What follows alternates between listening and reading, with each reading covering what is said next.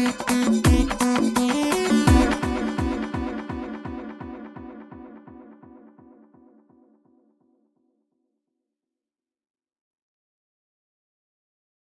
longest running challenge I think we've faced as an organisation over 14 years is finding the right balance between making money and making a difference. Making a difference is what we stand for. The purpose of Livity is to benefit the lives of young people. But we achieve that by doing great work that we get paid for. However, it can often feel like one comes at the cost of another and one is exclusive of the other. Our ambition has been to prove that both can exist happily and supportively and complementary to one another.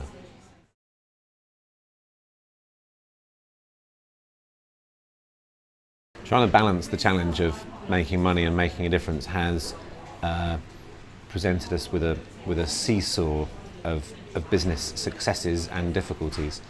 In the early days of Livity, with a smaller and leaner team and less overheads, and a new introduction to the real worlds of young people, we were definitely more focused on the purpose end of our business. I had some completely naive and misguided view that because I'd grown up in inner city South London and gone to a comprehensive school and grown up with my mum and my grandma, that I would understand the lives of inner city young people growing up in single parent families. I was so wildly, patronisingly out of sync with the young people that I then began to meet. It was such an eye-opening experience, and as we began to work with young people who were in trouble in front of courts, with homelessness issues, with anger issues, and we began to fall in love with those young people and feel a responsibility to those young people, we'd find ourselves often in court or representing them in front of the housing office, not the activities of a marketing agency that's going to generate income. In time, the agency grew, the number of young people that we were working with grew, and our responsibilities to those young people grew, and we couldn't grow without there being income to the business. We are not a charity, we're not funded, we're a profit and income generating business. So we had to improve our processes, we had to recruit better people, you had to have a closer eye on the money, and you enter into a different period of time where during the implementation of those processes and a focus on building the business, the number of young people we were dealing with and the quality of the impact on those young people dropped off somewhat. So then you put infrastructure around that, and we have a full-time social worker, and we have dedicated HR and careers guidance and support to young people, and an even greater number of young people come through the office, and there's more young people in the office than there are professionals, and it's fantastic, but it's chaotic and hugely noisy and quite distracting, and suddenly we're doing more for young people and the business is suffering. And it's been an ongoing seesawing of that challenge, and it's a challenge that we welcome and a challenge that we embrace.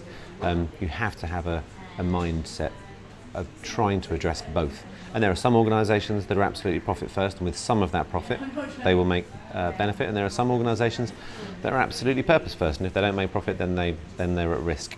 We are trying to prove, undoubtedly, principally to both the public and the private and the NGO sector in between, that you can, without doubt, make money conscientiously, responsibly, with a healthy amount of sustainable profit and make a difference.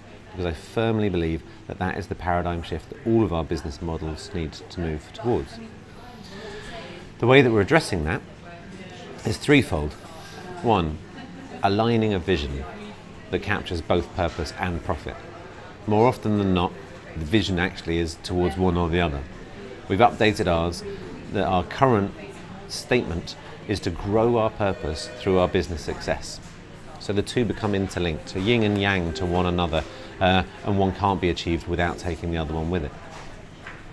Secondly, you need to get your processes in place. So we now have integrated reporting, the dashboard that everyone in the company sees that has the key metrics of business wins and client ratios and staff utilisation, contains within those same sections our social impact, number of young people through the door, number of excluded young people into education, number of young people into work, the backgrounds of those young people, the effect on their confidence that we're having. So you can't see one set of reporting without the other. One is not senior or junior to the other one.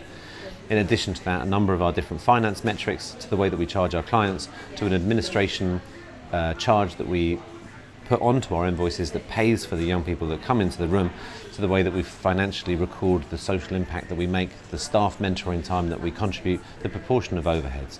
So clear, connected measures between purpose and profit. And thirdly, it needs to be in the work you do. So there is a clear decision-making matrix when an opportunity comes through the door, whether it's from a very clear organisation, charity or government that's got a very purpose-first brief that will obviously help us work with young people, has to go through a set of rigorous examinations to make sure that it can also, there's enough budget attached to it, or we can go and find enough budget attached to it to really make it work and create a platform that will change lives. And vice versa, if it's a commercial engagement and there's a client who needs to achieve a business objective with a nod to some social change, they'll go through the same mirroring set of structures to make sure that actually we can work on this and do so in a way that affects real and lasting social change. So aligning your vision, combining your processes, and making sure that the work itself will deliver on both counts has been the way so far that we've managed to redress the extremes of the seesawing.